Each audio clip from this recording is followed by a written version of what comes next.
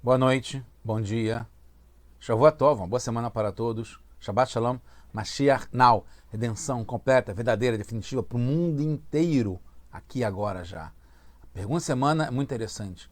Pegar o touro pelo chifre é uma expressão famosa, conhecida aqui no Brasil. A resposta é sim.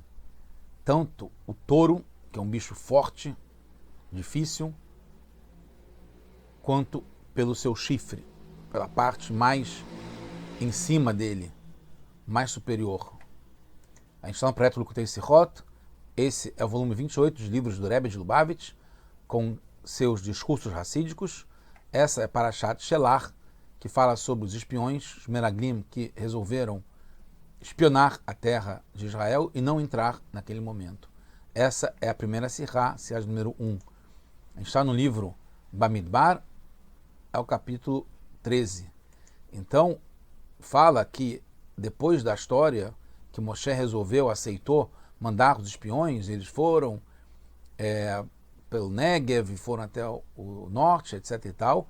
Quando eles voltaram, eles falaram mal da terra de Israel, que eles tinham feito esse passeio, né, Latur, de turismo, né, e falaram para Bnei Israel, para o povo de Israel, que essa terra que a gente passou por lá, ela é uma terra que come os seus habitantes. E todo o povo que a gente viu lá, eles são muito fortes. Depois fala, Nefilim, e lá a gente viu os Nefilim. Que essa palavra nova que tem aqui, Nefilim, já tinha antes em Bereshit, está ligado com a palavra, a origem de cair, né? Lipol, Nofel. Fala que são Bnei Anak, são filhos de gigantes. Anak está ligado com gigantes, Anakit, uma coisa muito grande. Mina Nefilim, de novo repete a palavra Nefilim, são dos Nefilim. E a gente era aos seus olhos como se fossem gafanhotos. E assim a gente era aos seus olhos, de novo repete.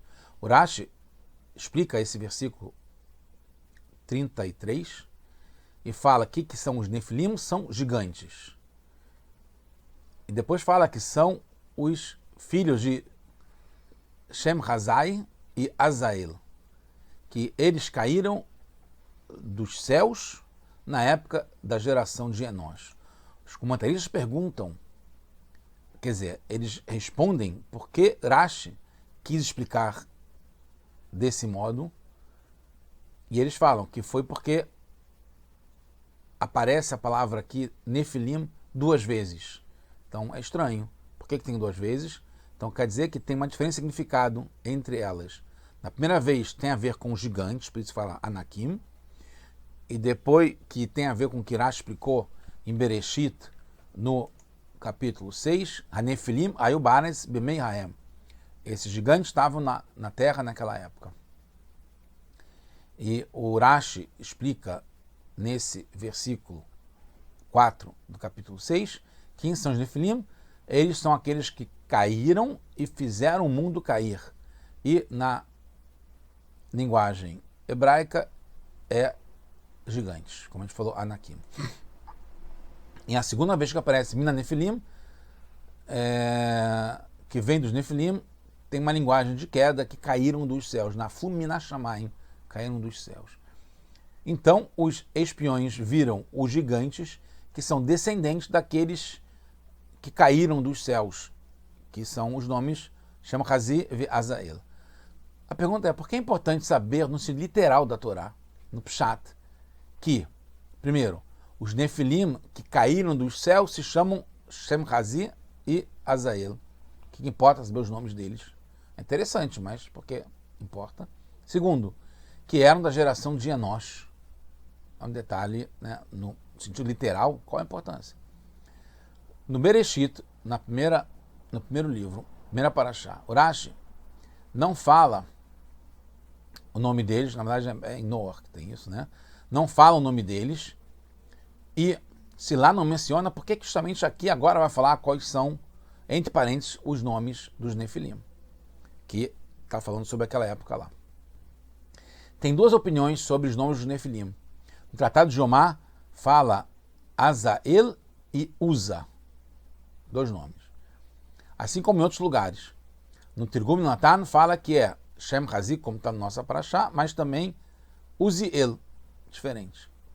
E Maser Nidá, no Tratado de Nidá, no Talmud, o Rashi fala como está no nosso Parashá, Shem Hazik ve Azael.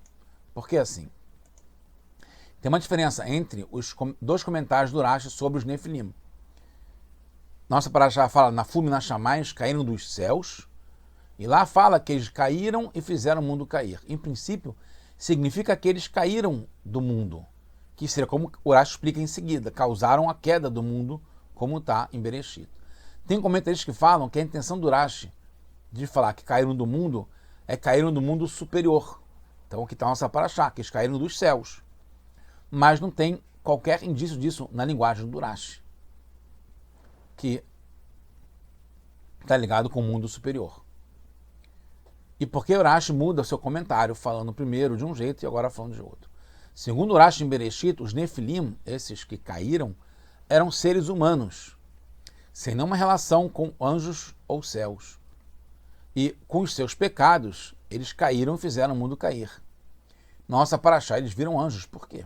A verdade é que Rashi, nossa Parashá, não está tão preocupado em explicar a duplicidade de Hanefilim e Minat Nefilim, que aparecem 2 vezes a palavra Nefilim. Muitas vezes a Torá duplica as palavras para enfatizar o que ela está querendo dizer, como Yitzhak, Tzadik ben Tzadik, que ele é muito Tzadik, o quanto ele era Tzadik. E aqui fala Nefilim ben Nefilim, o quanto eles eram gigantes, que eles eram gigantes, filhos gigantes, e provocaram medo no povo, que é interessante, importante saber que essa é a intenção principal dos espiões, provocar medo no povo, que eles não tinham condições de entrar e conquistar Israel. Se fosse essa a questão, aí o Rashi deveria ter marcado as 2 palavras. E ele não marcou. A questão do Rashi é porque o povo trouxe outra palavra para descrever os gigantes, porque antes, na mesma Parashá, fala Efes que Azaam, a gente não vai conseguir nada porque o povo é muito forte. Depois fala Vegam Iledei Anak Raino, e a gente viu filhos de gigantes. E aqui depois fala Nefilim ben Nefilim. Porque Rashi, porque tem essas palavras diferentes para falar sobre os gigantes, ou a força deles. Então Rashi explica que vieram dos céus, que é diferente do que aqueles Anakim que já aparecem, ou aqueles fortes que aparecem antes. O medo causado muda de figura. Não são só gigantes. Era para justamente assustar. Então, o Kalev fala o quanto Moshe fez de milagres e que ele poderia conquistar mesmo assim. Então, eles vão e replicam, falam que são mais fortes mesmo que Hashem. Fala quando mais fortes, Mimeno, não é da gente, é de Hashem. Mas sobre isso, os espiões sabem que não adiantaria, porque, no fundo, o povo viu o quanto Hashem fez por eles. Então, eles introduziram uma mudança no discurso, algo novo. Não são só gigantes. Não podem só lutar contra Moshe. Eles são anjos que caíram do céu e eles têm a força de lutar contra Hashem, porque eles vieram do céu. Mas uma criança não acredita que um anjo possa ir contra a vontade de Hashem, contra Hashem. Por isso que o Rashi acrescenta que foi na época de Enosh. E responde por que a gente... a pergunta que a gente tinha, por que fala de Enosh? Porque em Enosh foi quando começaram a chamar as pessoas com o nome de Hashem. Então tem a força do nome de Hashem. E não foram exterminados no dilúvio. Eles sobreviveram ao dilúvio, porque tinham a força da força que vem de Hashem. Por isso Rashi traz, então, responde o nome dos gigantes. Indica a sua força. Sham Hazai, que são 2 palavras. Quando olha de Hazot, a gente vê Shmamá, que é outra explicação do Rashi. O Shem está ligado com Shmamá, que é a destruição. A gente olha para eles e vê a destruição no nome deles. Depois, Azael está ligado com Azazel, que mostra a força dele, que é Az, que é forte. Como o Rashi explica em Parashat Areimot, Azazel está ligado com uma montanha forte e dura, difícil de passar. Por isso, o Rashi explica depois também, e também a gente foi aos olhos deles, que a gente ouviu que eles falam que a gente é como formigas, Nemalim, que tem nos vinhedos. depois o Rashi explica Anak, que consegue, Anak está ligado com Manikim, que consegue fazer com que o sol fique em volta deles como um pescoço, em volta do pescoço. Pergunta, por que Rashi explica a palavra gigante, Anakim, Anak? Até no hebraico moderno você sabe o que é Anak. Segundo, se realmente é importante explicar o que é Anak, que é gigante, por que não explicou antes, como já apareceu muito tempo antes, Anak? Terceiro, por que explica gigante depois de assim éramos aos seus olhos? No Passuk fala primeiro Anak e depois fala Renaíno bem Nehem. Aqui ele troca. Por que ele trocou? Então vamos lá, a explicação e terminando. Quando alguém é muito grande, a comparação não é como uma formiga. A gente, uma formiga em relação a alguém muito grande. Porque é desproporcional uma formiga de alguém. Quando fala que é como uma formiga, é porque eles eram muito mais do que gigantes. Eles eram fortes como anjos que desceram com os nomes de Hashem na época do dilúvio. Por isso que o Rashi explica que eram gigantes ao ponto do sol ficar em volta dos seus pescoços. Porque ele queria realmente assustar os Meraglim, os espiões. Essa sabia a explicação do Alter Rebbe sobre a intenção verdadeira dos espiões. Eles não queriam entrar nessa época porque eles queriam ficar no deserto, no bem bom, sombra e água fresca. Estudando Torá com Moshe, as nuvens protegendo por cima, por baixo e aplanando o terreno, o poço de Miriam, tudo do bom e do melhor. Sem os tormentos de ter que entrar em Israel e capinar, semear, cuidar da terra durante 6 anos, dos vinhedos, etc. Os tormentos sustento e eles queriam ficar separados da materialidade do mundo. O erro deles, e essa é a lição para a gente, é que eles acharam que a espiritualidade e a materialidade não podem ir juntos. Esse foi o objetivo deles ao falarem que a terra come seus habitantes. E os anjos também eram tão fortes que não tinha como lutar contra eles.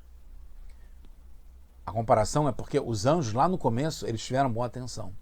Quando eles quiseram provar da terra, achando que eles conseguiam ficar no nível deles lá de anjos, aqui embaixo na terra. Mas não resistiram às tentações desse mundo. Assim como os Meraglim, os espiões acharam que não conseguia resistir às tentações de entrar em Israel.